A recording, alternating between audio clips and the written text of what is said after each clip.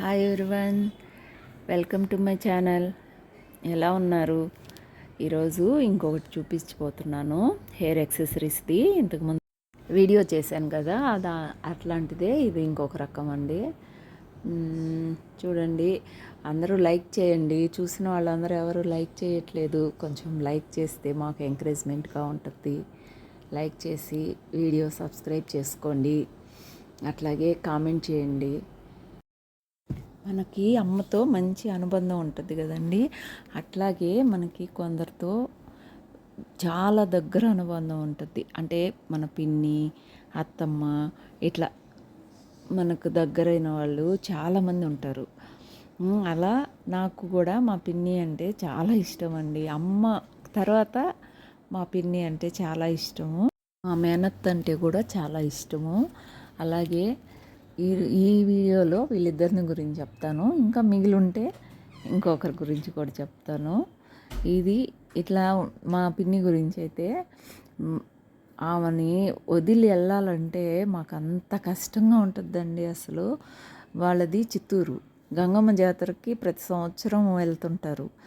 అట్లా ఒక సంవత్సరం మా తాతయ్యతో వెళ్ళామండి. అలా వెళ్ళినప్పుడు 3 రోజులు ఉన్నాము. ఎందుకులే అంత హ్యాపీగా గడిపేసాము 3 రోజులు. అయిపోయాక తాతయ్య ఇంక బయలుదేరేద్దాము అన్నాడు. ఇంకా వెళ్తాము అన్నప్పటి నుంచి ఇంక మాలో బాధ మొదలైపోయింది. ఎందుకులే అంత కష్టంగా ఉండింది. ఉంటాము అని తాతయ్యకి చెప్పలేము, వెళ్ళాలని లేదు. అలా ఉన్నప్పుడు ఇంకెందుకులే అనేసి బయలుదేరేసింది మొదలు ప్రయాణం అంతా ఏడుస్తూనే ఉన్నాం. మాకు కళ్ళనీళ్ళు కారిపోతూ ఉన్నాయి. వదిలేసి వెళ్ళిపోతున్నామే అనేసి కన్నీళ్ళు కారిపోతూ ఉన్నాయి. అస్సలు అది కారణము ఏంటంటే పిన్నిని వదిలేసి వెళ్తున్నాము అని మాకు తెలుసు.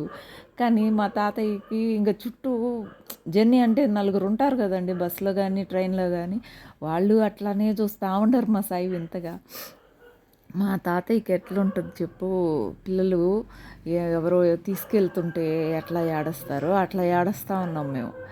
అట్లా మా పిన్నిని వదిలి వెళ్ళాలి అంటే మాకు అంత కష్టంగా ఉంటుంది.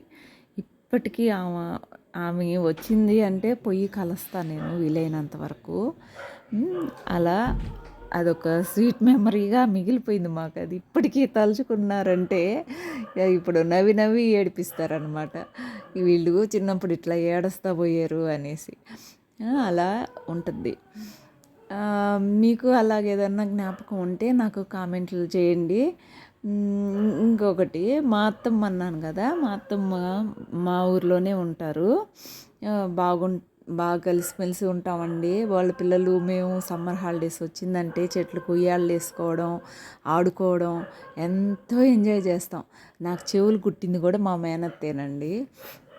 మేము హై స్కూల్ చదివేటప్పుడు ఒక్కపూట పడిస్తారు కదండి మనకి సమ్మర్ హాలిడేస్ ముందు. అలా సమ్మర్ హాలిడేస్ ముందర ఒక్కపూట పడిచ్చినప్పుడు మధ్యాహ్నానికి ఇంటికి వచ్చేసామంటే, ఇంకా మధ్యాహ్నం భోంచేసుకున్నామంటే అత్తమ్మ వాళ్ళ ఇంటికి వెళ్ళిపోయేవాళ్ళమి.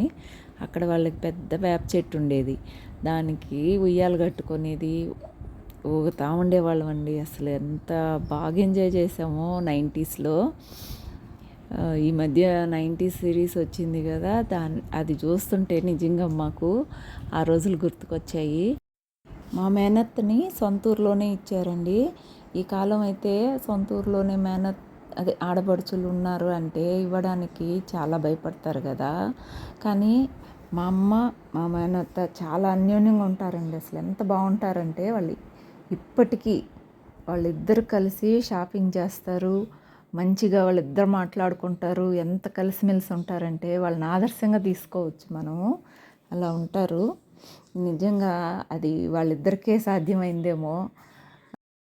ఇంత అన్యోన్యంగా మీలో కూడా ఎవరైనా ఉంటే కామెంట్ చేయండి.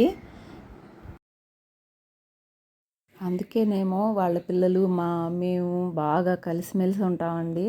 ఏదైనా ఫంక్షన్ వస్తుందంటే ఎప్పుడు వస్తారు, ఎలా బయలుదేరుతారు, ఇట్లా కాంటాక్ట్ చేసుకొని అందరం కలిసి బాగా ఉంటామండి. మీకు ఏమన్నా బోర్ కొట్టిస్తున్నానా? వీడియో కంటిన్యూగా చూడండి, స్కిప్ చేయొద్దు. లైక్ చేయండి, సబ్స్క్రైబ్ చేసుకోండి, బెల్ ఐకాన్ క్లిక్ చేయండి, మర్చిపోకండి.